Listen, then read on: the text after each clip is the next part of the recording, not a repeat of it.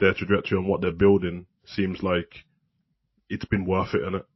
Like all that stuff of Arteta telling stick with me and don't worry, I'll do this and all that. And he had, because I remember that interview that he had, and he said that he had, it didn't work out for him, but I think he said he had like a 4-year plan or 5-year plan or something. And when they were top of the table in the final running of the previous season, it's like, oh, it's going ahead of plan, but then they didn't win the league, innit?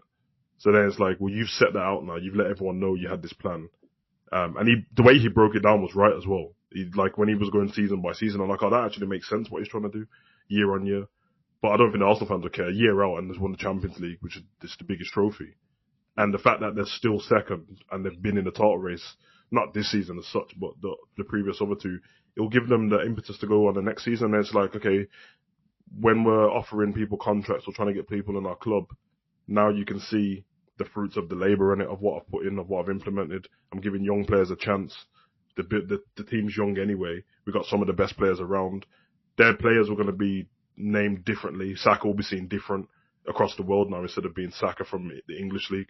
Yeah, I mean, people like Declan Rice are now going to be seen different now because they've won the Champions League, and it changes everything about you, man. And then, yeah, they might be able to just, that big player that you didn't think Arsenal could have got before, because why would they go and play for Arteta? Changes very quick. And for both managers, they haven't been managers at the top level for very long, innit? Remember, Arteta was he was Guardiola's number 2 while we've been watching. So it's going to be impressive from both of them, but just for the perception, not so much what I think, but the perception from the outside world, football world, and the media, because media's the main thing, really. It's all going to go towards Arteta, not Slot, because it feels like, because everyone's been aware that Liverpool's going to win the league already. Once Arsenal went like 13 points behind, all of a sudden that's when all the media teams started talking about, well, how good's the league been and all this stuff. They weren't saying it before that. They waited for Arsenal to be like, yeah, they're definitely not going to do anything now. So because of that, it's like they've already given Liverpool the praise early. Like we're supposed to get the praise at the end of the season when we've mathematically won, but it feels like they've already done it.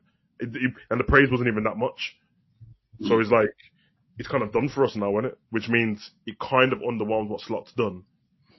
Obviously, when the season's won, they're going to speak about it, but it's not going to be all these crazy video packages and all these adverts and that. But Arsenal, if they win the Champions League, it's going to be everywhere. Not to mention, it's Arsenal, it's London, isn't it? It's the capital city of England. It's one of the big cities when you're thinking of world football and stuff like that. So attracting players for them was always a little bit better than us anyway, even though we're a better team, because people want to come and live in London.